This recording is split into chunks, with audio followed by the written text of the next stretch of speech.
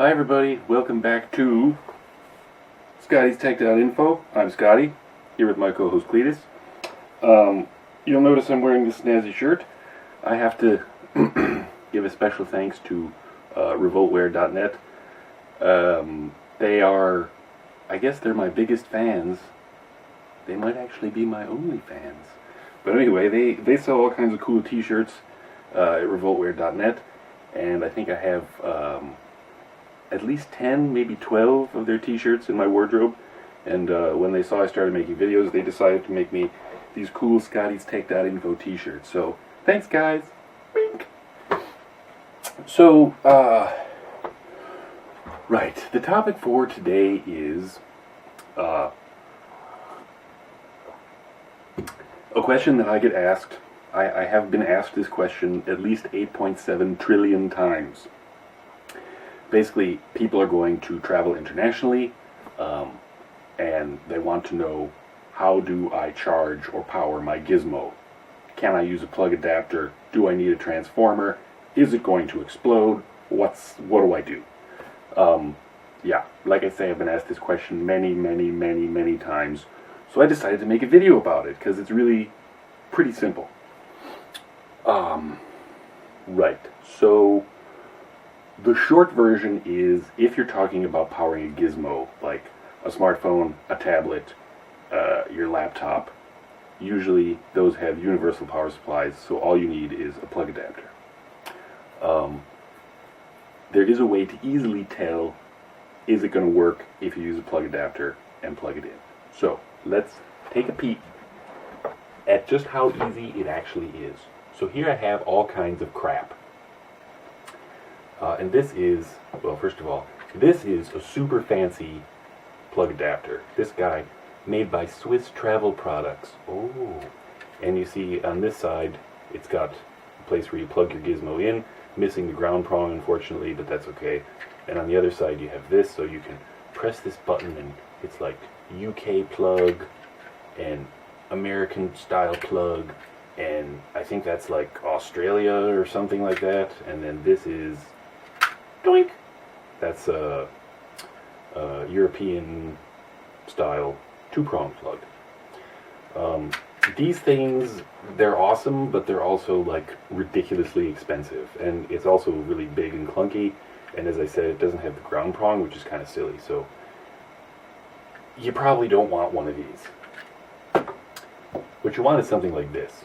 This is just, you have this sort of universal plug. It's a universal socket, they call it. It doesn't actually adhere to any standards, but it's basically, you've got your UK plug, your American plug, your Frenchy plug will go in here, and this pin, blah blah blah. You can put pretty much any style power plug in here, and on the other side you have the plug for whatever country you're going to be visiting. This is for basically Europe. French plugs are actually slightly different than this, but this kind is compatible with Frenchy plugs. So this is basically like if you were in the US, say, and you were going to go to Europe and you needed a plug adapter, you'd hop on Amazon or eBay and you just buy some of these. And you'll notice this one has the ground pin, and also the ground contacts on the side. So you just go online. These are like a couple bucks a piece. You grab a couple of these, you throw them in your suitcase, you're done. So this is what is needed to adapt, say, your American plug to a European plug. That's okay, but then the question is, well, alright, what happens when I want to plug my gizmo in? Is it going to explode with just this? Because this is not a transformer. This is not changing the voltage from, say, 230 volts down to 120. The deal with voltages is, North America is basically 120 volts, or thereabouts. Most of the rest of the world is 230 volts. Sometimes it's 240. If you go to Aruba, apparently the official voltage in Aruba is 127 volts. Where did they get that number from? I don't know. But anyway, North America pretty much 120 volt, 115, 120 volts. Most of the rest of the world, 230 volts-ish.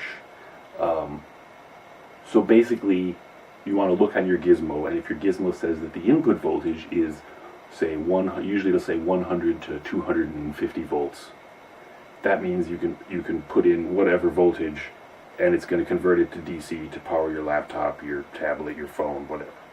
So, you get one of these, but that's not changing the voltage. Then let's say, okay, I want to power my laptop. Here's a laptop power brick for an HP, and you look at this and you see right here it says input 100 to 240 volts, 50 to 60 hertz. So what you want to look for is this dude, and he says input 100 to 240 volts. What that means is that this power brick is going to take anywhere from 100 to 240 volts, no matter where you are in the world, and it's going to spit out DC for your laptop. So all you really need is if you unplug this, sometimes you can unplug these and you can get a different cord, but that's actually probably more expensive than just keeping the cord you've got. In this case, this is a French plug because I live in Europe, but say this was an American plug, you basically just stick this sucker in here, and Bob's your uncle, you've got the French plug.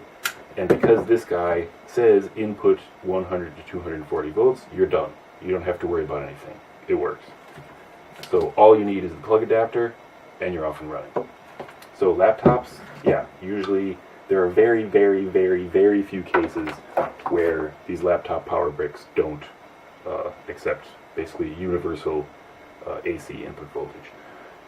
What about, say, your smartphone? This is my smartphone charger, travel adapter, blah, blah, blah. And it says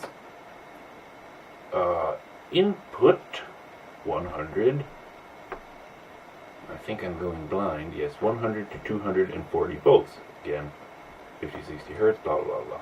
So, 100 to 240 volts. That means you can take this guy, stick him in your plug adapter, plug him in. He's not going to blow up. You can charge your phone, you can charge your tablet, you're good to go. So, phone and tablet chargers, also, just like laptops, usually it'll say input, blah, blah, blah. Full voltage range, you're okay. All you need is a plug adapter. Then you have things like this. This is just a kind of a universal. It's a Frenchy plug, but it's supposed to be a high quality USB power charger.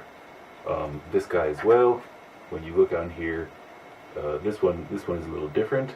He says actually primary 100 to 240 volts AC, secondary 2 by 5 volts DC. The USB power is 5 volts DC. So in this case, instead of input, you're looking for pri, which is primary, i.e. the input, 100 to 240 volts. That means this guy also, plug adapter, you're all set. Okay, but I want to take my shaver with me, okay? What do I do then? Okay, here's a shaver charging base, same thing. You look on here, this one might be kind of hard to see, but you might be able to barely see there. Might have having trouble focusing. There we go. And it says 100 to 240 volts input. So again, plug adapter. You get the plug adapter adapting from the plug to your country to the plug of wherever you're going, and you're done. Very simple. So you can shave, that's good. But here we have the base for a rechargeable toothbrush. Uh-oh. So we look on the bottom, and it says 220 to 240 volts AC. Uh-oh. So if you have a cordless toothbrush, this guy, I would not be able to take him to, say, the US or Canada or Mexico and use a plug adapter, because if I did, he would explode. So yeah, that's pretty much it. Don't be afraid to read your gizmo and just like look at the thing and say, it'll say input, sometimes it'll say V in, voltage in, sometimes it'll say primary or PRI. What you're looking for is the voltage range, and it'll say, you know, like the toothbrush, 220 to 240 VAC. This guy, 100 to 240 VAC. If it says 100 to 240, you're done. You just get a plug adapter, you can plug it in anywhere in the world, you're all set. Just real quick, some people have asked me, well, what about, every morning I make my strawberry bacon tofu shake with the Colonel's blend of 11 herbs and spices, and it has 45 vitamins and minerals, so, I need my special blender. Can I take my blender with me?